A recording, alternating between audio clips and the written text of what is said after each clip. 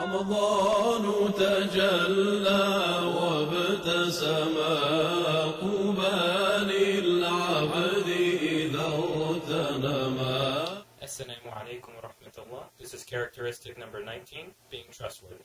Al-Amana. Now you might think honesty and trustworthiness are one and the same, but actually they're quite different. Honesty is having a high moral characteristic. You're always being truthful. You have the realization that Allah subhanahu wa ta'ala is watching you.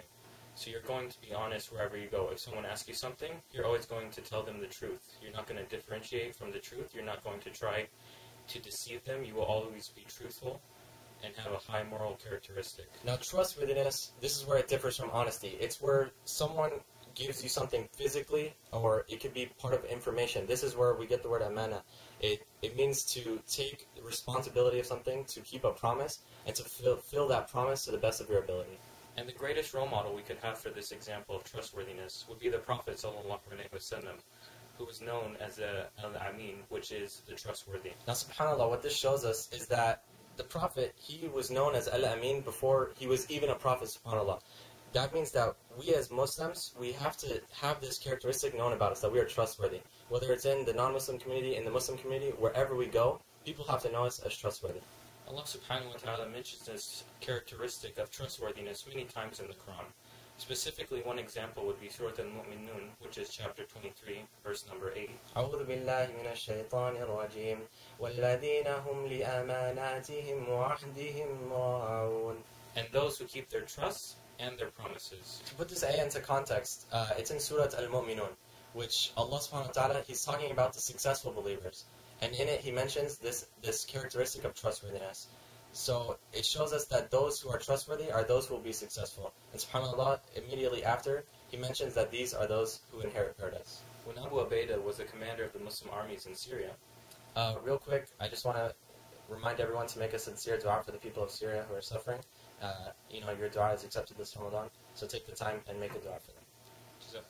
So basically, while Abu Ubaidah was the commander of the armies in Syria at the time, the Byzantine emperor was sending a large army to recapture the city of Homs. And Abu Ubaidah was greatly outnumbered. He only had a few soldiers on hand. So Abu Ubaidah knew he was outnumbered. He knew there's no way he could defend these people of Homs against this huge Byzantium empire. So he knew that it was time to retreat. And yet, subhanAllah, these people of Homs, they were paying him jizya, which is the tax that non-Muslims paid to the Muslim government for protection. And since he had to retreat, he knew that he could not protect them.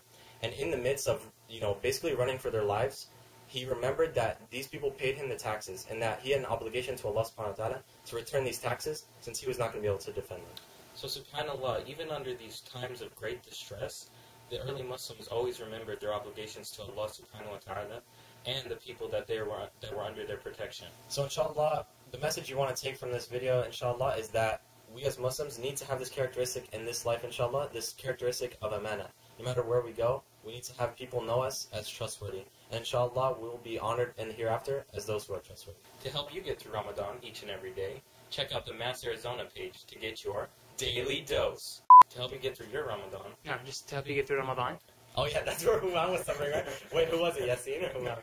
No, Raj. Yeah. He did like 17. Okay. So to help you get through your Ramadan, make sure to check out the No, not yours. Oh God, right there. But actually, honesty and trustworthiness are different. I suffered. Who is also known as the Al-Amin.